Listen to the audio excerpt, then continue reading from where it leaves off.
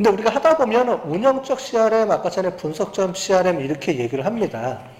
그 다음에 협업적 CRM이라는 게 있어요. 이게 무슨 얘기냐? 요거 말고 요 뒤로 보겠습니다. 요 그림을 보면 오퍼레이셔널 CRM이라는 게 있어요. 그리고 이게 분석 CRM이라는 거 있는데, 분석 CRM은 뭐냐면 우리가 알고 데이터베이스, 데이터 웨어하우스 이런 얘기 했었죠? 그래서 데이터베이스는 기존에 운영을 할 수 있도록 지금 현재 진행되는 그런 데이터를 쭉 보관해 놓는 게 현재 시스템이라고 그랬어요. 그 중에 대표적인 게 이제 ERP 시스템이 되겠죠? ERP 서플라이 체인 이런 시스템이 운영이 되고 있는데, 이런 것들이 히스토리가 쌓이면 데이터 웨어하우스라는 곳으로 넘겨서 데이터를 관리를 하고 그거를 분석해서 데이터 마트를 통해서 분석한다 그랬어요. 이거 지난번에 한번 얘기를 했을 거예요. DB 쪽에서. 그래서 고객을 실제로 이렇게 분석해서 어떤 고객이 어떤 특징을 갖고 있는지, 아까 전에 영업을 하려고 그러면 기존 고객의 히스토리를 알아서 이 고객이 뭘 원하는지, 이러이러한 고객들은 뭘 원하는지를 파악을 해서 영업사원한테 이제 알려주거나 어떤 이벤트 활동을 하거나 할 때 그거를 탁탁 체크해주게 해줘야 돼요. 그러려면 기존의 데이터를 분석을 먼저 해야 되겠죠. 그래서 얘는 실제로 데이터를 운영하는 거예요. 기업에서 데이터를 운영하다가 데이터 웨어하우스로 넘겨주면 그 히스토리를 가지고 마케팅 부서에서 이제 이런 데이터 분석하는 데서 분석을 해서 어떤 모듈을 만들고 거기에 따른 여러 가지 이제 그걸 분석을 하게 되죠. 분석해서 의미 있는 것들이 있으면 그 의미 있는 것들을 어떻게 되냐면 여기 보면은 오토메이션 시스템이라고 돼 있죠. 아까 여기 보시는 것처럼 이쪽으로 넘겨줘요. 그래서 마케팅 활동하는데 필요한 여러 가지 데이터들을 시스템을 이제 분석한 거를 넘겨줘서 여기다 구축을 하게 되죠. 그러니까 얘가 순환되는 거예요, 순환. 그래서 오퍼레이셔널 CRM이라는 건 뭐냐면 직접 고객을 현재 실제로 관리하는 거. 아까 전에 세일즈 오토메이션, 마케팅 오토메이션, 그 다음에 그 다음에 고객센터 관리하는 거.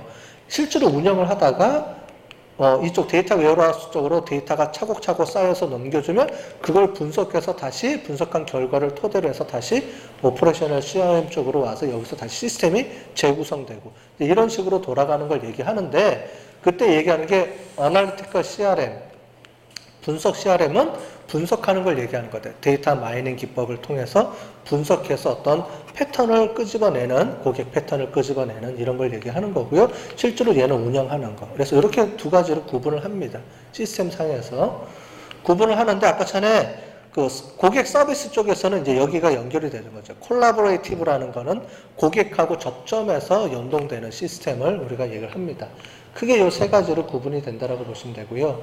요 앞에 보면 이제 그거를 좀 정리를 해 놓은 거예요. 그림에서. 여기 앞에가 채널이고요. 채널이고, 이쪽이 고객 데이터베이스 쪽으로 들어와서 움직인다.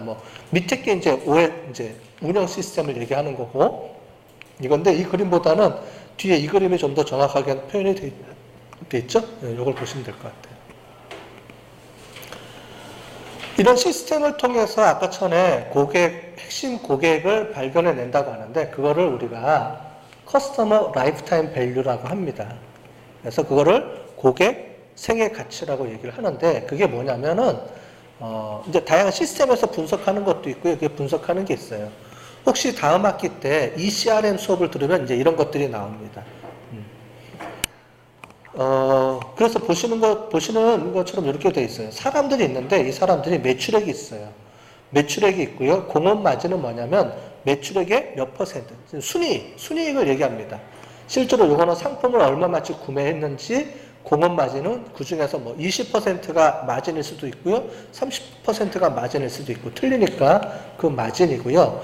활동 확률이라는 게 뭐냐면 이 사람이 우리 기업에 계속 방문을 자주 하느냐, 아니면 이런 사람들은 어떻게 되냐면 방문할 확률이 드문 거니까 원타임, 한 번 방문하고 이제 안 오는 사람들 같은 그런 경우는 이제 여기가 이제 낮겠죠.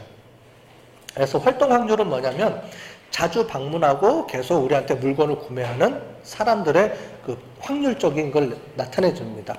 이런 걸 계산하는 기법이 있어요. 그 다음에 유지 비용은 이 사람한테 돈이 얼마만큼 이제 들어가는지, 회사에서 투자를 하는지 이런 거고요.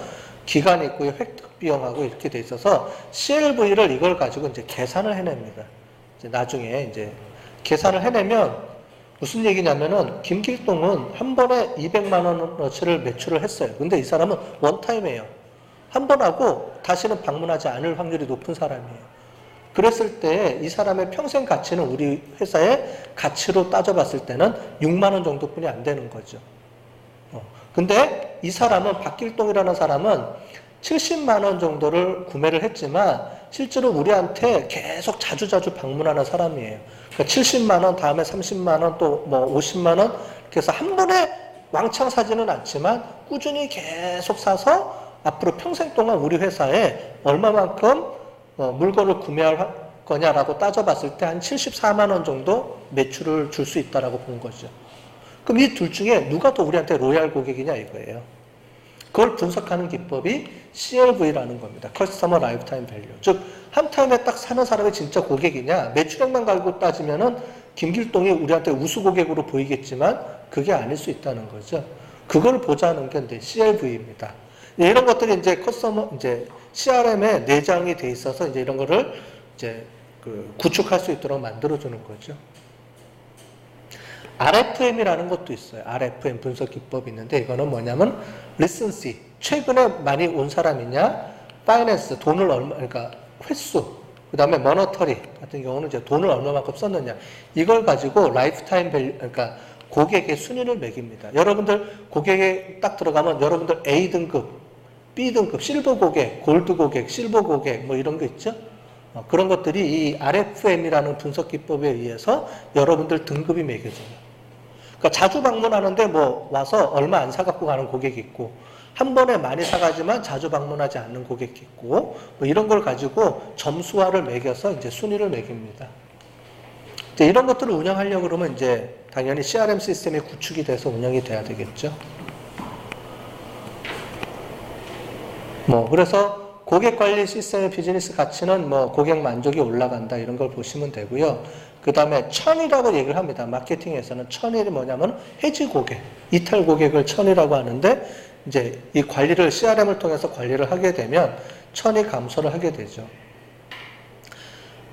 우리가 데이터 아까 전에 봤던 것처럼 이제 분석 CRM에서 어떤 게 주로 많이 나오냐면 여러분들이 핸드폰을 구입을 하잖아요. 핸드폰 가입을 하게 되면 1년 지나고 한 1년 반쯤 지나면 문자 무지 많이 올 겁니다.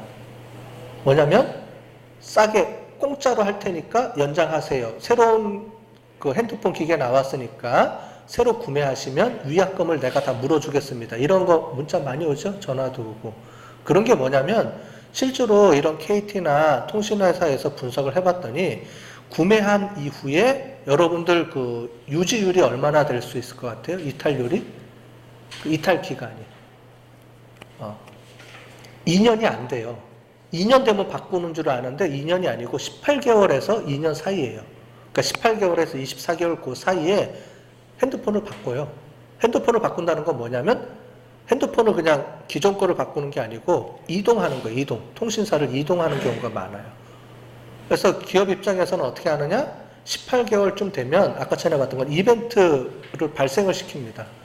시스템에서 발생을 시켜서 누구가 이탈할 확률이 높으니까 이 사람들한테 전화해서 이런 서비스를 제공해서 계속 유지하도록 만들어주세요라는 걸 시스템으로 구축해놓고 운영을 하는 거예요. 이제 그런 것들이 시스템에서 통해서 운영이 됩니다. 이제 이런 것들을 하는 게 이제 CRM 시스템이에요. 자, 전사적 어플리케이션들이 어떤 문제점들이 있고 또 차세대는 뭐가 있는지 한번 잠깐 보시면 이제 결국은 이런 시스템을 구축하면 좋죠. 문제는 돈이 많이 들어갑니다. 돈도 많이 들어가고 그 다음에 구형 기간도 길고요. 그래서 실제로 쉽게 구축하기가 어렵죠. 그래서 이런 것들이 필요하다라는 거고, 두 번째는 구축하면 좋은데 구축해서 뭐가 필요하냐면 BPR이 있죠. 결국은 조직이 변화해야 돼요. 조직에서 그런데 거부 반응이 일어나면은 저항이 일어나면은 실제로 구축하기가 운영하기가 쉽지는 않아요. 그래서 이 조직의 저항을 얼마나 잘 이제 없애면서 구축을 하고 받아들이게 할 것이냐, 이제 이게 중요한 거죠.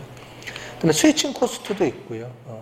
왜냐하면 구축한 다음에 한번 구축하면 비용이 많이 들기 때문에 다른 기업으로 바꾸기도 어려워요. 한번 종속이 돼요. 그러면은 SAP를 쓰면 계속 SAP를 쓸 수밖에 없고, 한번 오라클을 구매하면은 계속 오라클을 쓸 수밖에 없어요. 왜냐하면 계속 업데이트를 시켜 나가야지 다른 걸로 교체를 하면 시스템을 다 바꿔야 되거든요. 그 안에 있는 프로세스나 이런 것도 다시 재정립해야 되고, 뭐 그런 거가 있기 때문에 그렇습니다. 이제 차세대 어플리케이션 같은 경우 보시는 것처럼 주로 이제 요즘은 클라우드 기반이죠. 그래서 클라우드 쪽으로 요즘 많이 넘어가고 있어요. 그래서 자체적으로 구입하는 게 아니고 클라우드 시스템으로 구입하는데, 클라우드 시스템의 장점이 뭔지 아시죠? 뭐냐면 우리 기업에 컴퓨터나 이런 게 필요 없어요. 하드웨어가 필요 없죠. 왜냐하면 소프트웨어를 구입해서 운영을 하는 거니까.